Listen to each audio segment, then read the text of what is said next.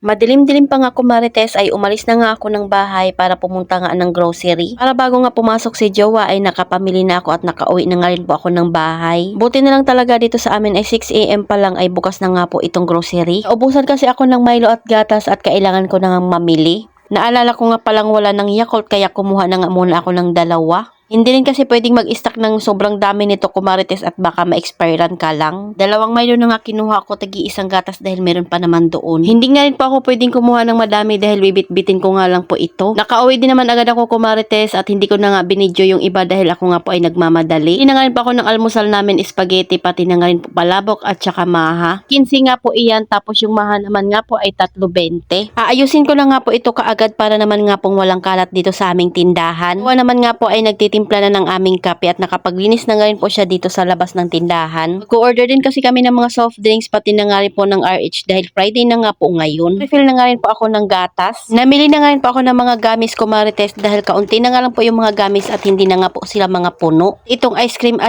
nga ay bumili na ako ng dalawa. Ayan, habang nag-aayos tayo ay meron ng bumibili. Ang ganda rin talaga tingnan ng tindahan kumarites pag maliwanag nga po talaga. Kaya ko nga kumarites kung paano nga ba ako nag-umpisa sa pag-affiliate. Dahil mahilig nga po ako manood sa mga mami na nagbablog ay doon ko nga po naisipan na mag-affiliate na rin ako. Dahil yung mga content ko rin naman ay nag-order nga rin po ako sa Orange app o di kaya sa Black app. Napanood nga po ako na tutorial kung paano nga siya mag-affiliate ay sinundan ko nga lang po iyon. Pag hindi ko naman alam kung anong gagawin ay nagsisearch nga po ako sa YT. Kumita ba agad ako kumarites? Syempre hindi. Hindi ko rin naman tinigilan na mag-promote ng mga items na mga in-order ko. Hanggang sa nakita ko na nga po na may nag-order sa akin. 64 pesos nga po yung una kong nakitang commission. Abay masaya na nga po ako doon. At tinuloy-tuloy ko nga lang po yun kumarites hanggang sa nakaipon na nga po ako ng komisyon. Ay kumobing nga lang po yun na application dahil iba nga rin po sa Orange app pati na nga rin po sa Black app. Pati nga lang din ako kumarites dahil sinusuportahan nga rin po ako ni Jowa pati na nga rin po ng dalawa kong anak. Pag nagbo-voice over nga po ako talaga namang hindi pwedeng mag-ingay sila. Dahil nag-i-edit pa ako at gumagawa pa ako ng content kaya naman tinutulungan na nga rin po ako ni Jowa sa mga gawaing bahay. Na nga rin po ni Kuya Sian ay tumutulong din po talaga siya sa gawaing bahay. Emily pati na nga rin po sa pagbabantay ng tindahan. Kung ako lang mag-isa kumarites abay hindi ko nakakayanin iyon lahat. Siyempre at kailangan nga rin natin ng pahinga. Maghapon hindi talaga ako active dahil ako nga po ay natutulog din. Para siyempre makapag-isip nga tayo kung ano nga gagawin nating content. Ako naman ay sa araw-araw talaga naman ganito lang yung aking mga ginagawa. Dahil ito nga po yung reality ng isang tindera. Tinderang nanay na nagfi-feeling vlogger. Meron nga pong nagsabi sa akin kaya naman daw po marami nga po akong viewers dahil marami na nga po akong followers. May mga kumarites nag-umpisa rin talaga ako sa walang followers. 1,000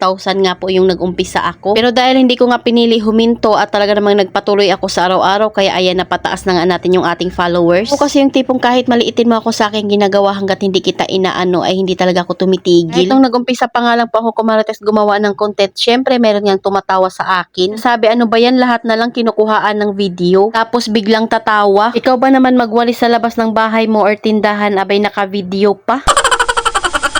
Kung ang ginagawa nyo ang diskarte kumarites hanggat wala nga kayong tinatapakang tao ay tuloy nyo lang iyan. Lalo na kung alam nyo makakatulong nga po yun para mapaunlad nyo nga ang inyong pamilya. O diba at anong dami ko na naman nga pong nadaldal sa inyo. Ayan at patapos na nga rin po ako mag-display dyan kumarites at bubuksan ko na nga rin po yung aming bintana. Ito lang ang masasabi ko kumarites, huwag kang titigil kung ano man ang iyong ginagawang diskarte. So ayan lang muna kumarites, salamat sa panonood, follow for more, God bless us at sana i-share nyo na nga rin po itong aking video.